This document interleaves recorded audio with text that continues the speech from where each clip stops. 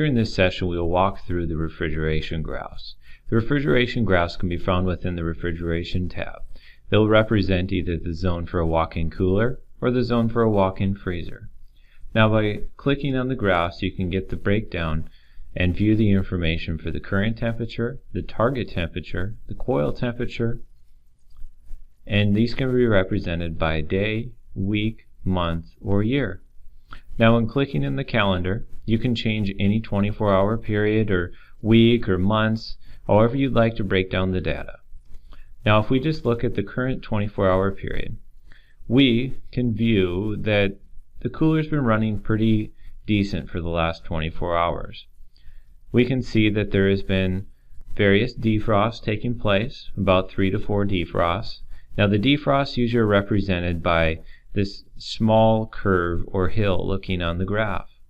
We can see the changes in the temperature all the way to the coil temp of almost 40 degrees. The coolers will go to 40 degrees, whereas the freezers, they will go to 50 to 80 degrees for the coil temp. When the coil temp suddenly drops, that could be due to some icing from various door props or the door being open to get product.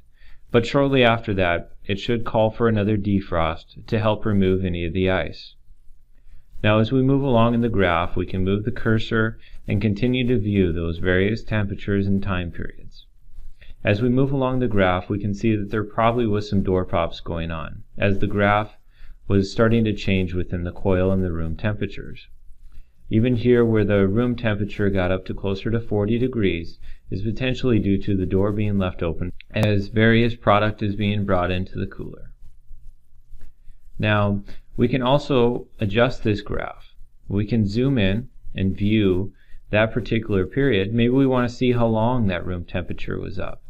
That room temperature looks like it was up for almost an hour. We can also remove the target temp and just be able to see that information.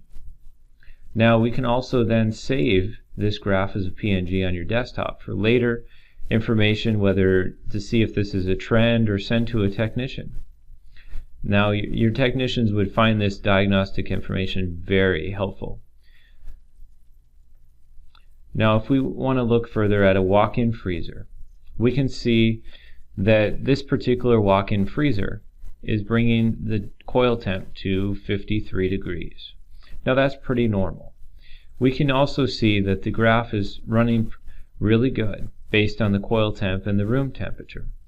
The room temperature at times goes up to maybe 15 degrees, but that's mostly with the defrost taking place. We can see this little jump here, 2 degrees, that's not too bad. That's potentially due to door prop or product being brought in and out.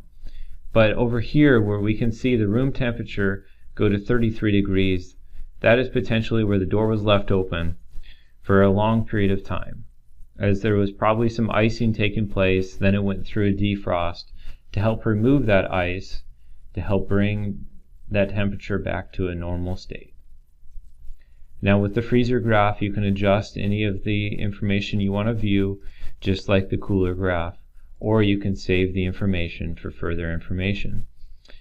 Now also, if you want to look into more details and find out how you can better understand these graphs for future diagnostics, please reach out and view some of our other videos, or also reach out to our tech support if you have any questions on how your unit may be running.